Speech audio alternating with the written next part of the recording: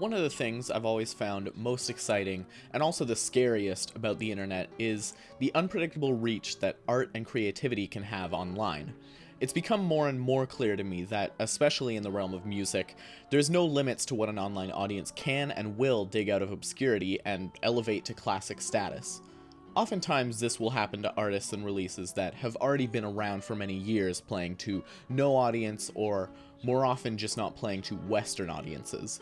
But in more recent times, with the advent of music discovery sites like Rate Your Music and Album of the Year, algorithms like YouTube and Spotify, as well as more involved distribution platforms like Bandcamp, a lot of these acts are getting picked up and run with practically out of the gate, accelerating the cult classic process down to a time span of mere days. I'm sure that most of you already have an artist or release in mind when I said all of that, and I'd love to hear about your personal favorites, but for me, as someone who first started really diving into music around 2018, this concept has always been most synonymous with South Korean enigma Midair Thief, and specifically his second album under the moniker, Crumbling. I've started to find that these Let's Get You Into videos have gotten pretty long, and I wanted to take a little bit of a break from the hour-long epics to give my thoughts on a far smaller discography from a far more enigmatic artist. With not even 10 projects under his belt, this will act as a mini dive into him and his aliases, rather than some sweeping examination of a long career. With all that said, let's take a look.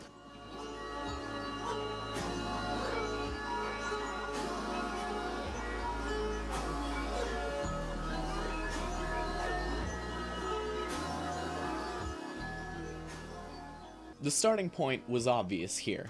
Where better than the album that broke out into a fairly major success, even going so far as to be nominated for multiple Korean Music Awards and winning the award for Best Dance and Electronic Album, which he has since stated his distaste for. And it's not hard to see why, because when you actually listen to this thing, that label proves to be a woeful mischaracterization of what this record actually is. Far from a dance album, Crumbling may use its fair share of electronics, but to characterize it as a solely electronic record is like calling Breath of the Wild a 3D platformer because Link can jump. It misses the real magic in favor of a technical aspect. In truth, there is very little that could properly categorize Crumbling.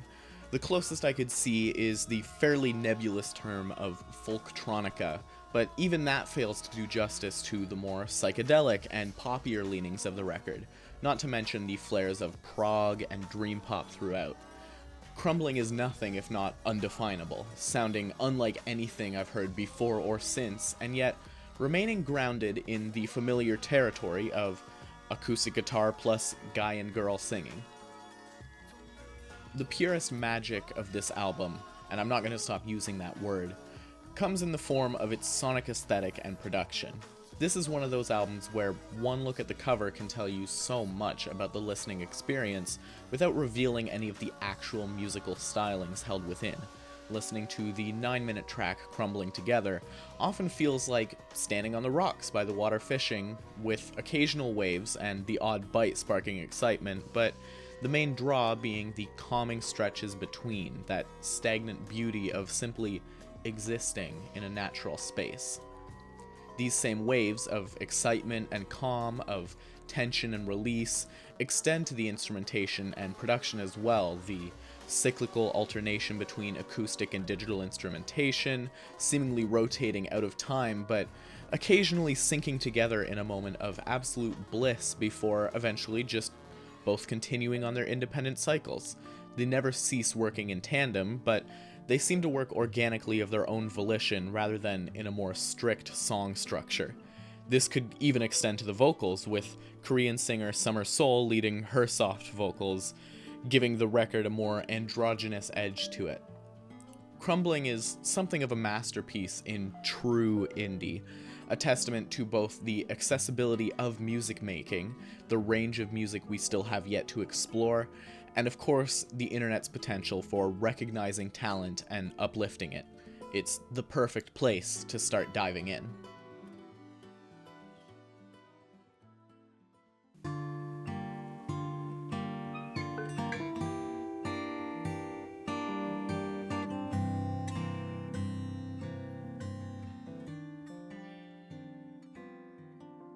after getting through Crumbling, you, like many others, will likely feel inclined to go back and listen to the other album under this moniker, the self-titled Gongjoong Doduck.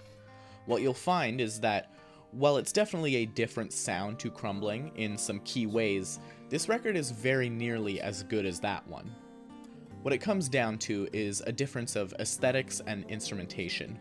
While the next album would venture deep into less and less definable territory, its roots remain here, in Gongjoong Doduck's psychedelic folk pop.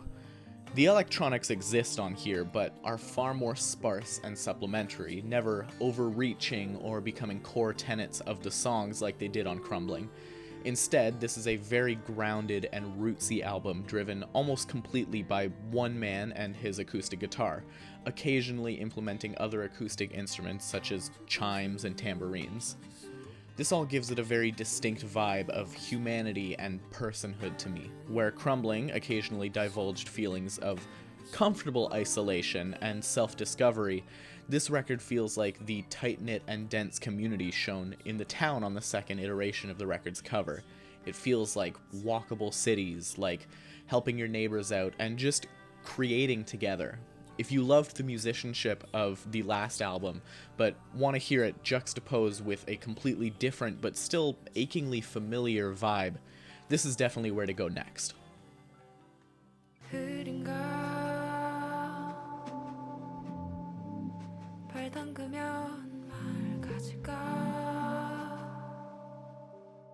Slowing down the tempo just a little more, let's talk about what is almost certainly my favorite alias that Midair Thief has ever gone by, and that's Shadow Community, and particularly his lone EP under the moniker, which roughly translates to Forest of Mirrors in English.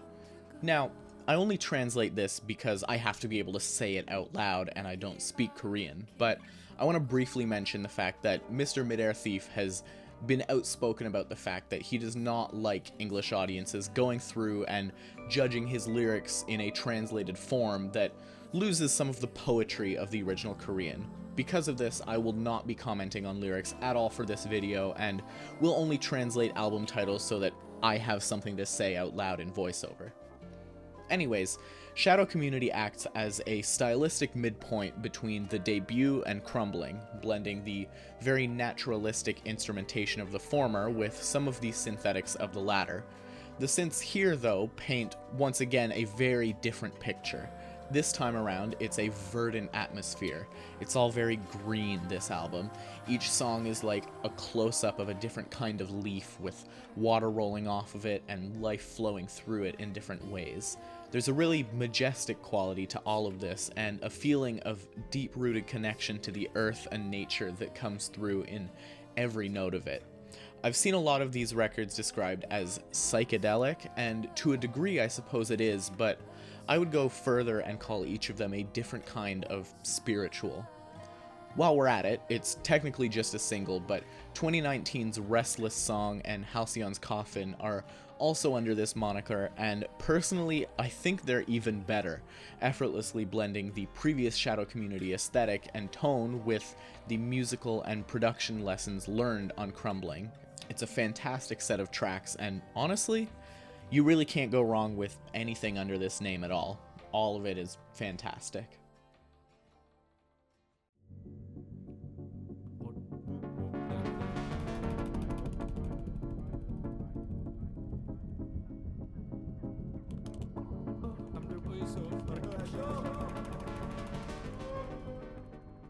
If your favorite part of Crumbling was the chaotic, glitchy parts, then boy do I have an album for you.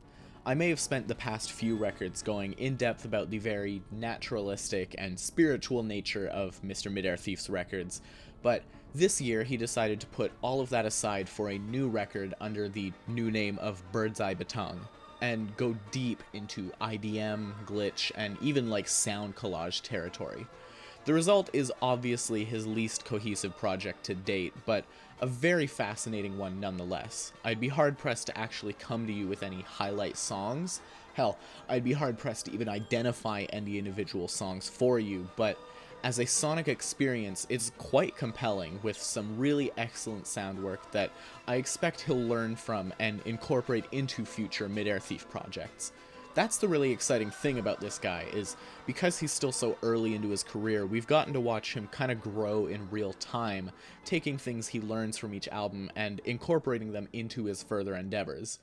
Speaking of which,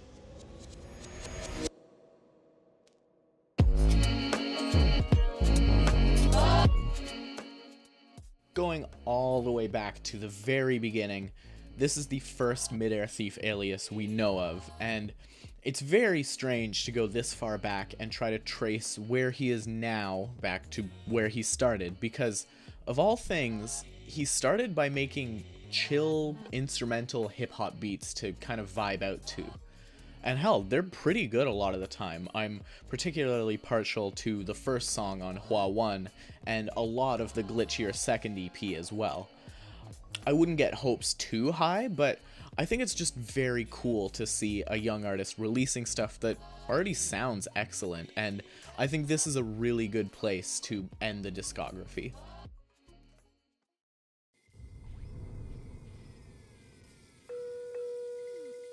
And that's it. This is my shortest video in a long time, maybe ever. We'll see once the edit is done. I wanted to shout out my patrons. Sorry for the couple months back there where I was missing monthly uploads. I'm going to try and crank out a few quickly to make up for it. I'm gearing up now for Album of the Year video time, which is exciting and scary because there's so much stuff to write about, and it took me so long last year, but this is one of the best years for music I've ever seen, so I'm super excited nonetheless. I also want to welcome the thousands of new subscribers that have shown up since the Ween video. That blew up in a way I could never have expected and led to a couple more of my videos also getting huge view boosts. That, combined with the fact I just finished and won my first copyright dispute, is making me kind of feel like a real YouTuber. And while I'm definitely not at a point where I can even consider this as a minor money-making gig, the fact that I'm even getting close to monetized is incredible to me, and I'm super thankful to all of you for helping me get where I am. Anyways, I've got a few more videos to get out there before the end of the year, so I'm off to do that.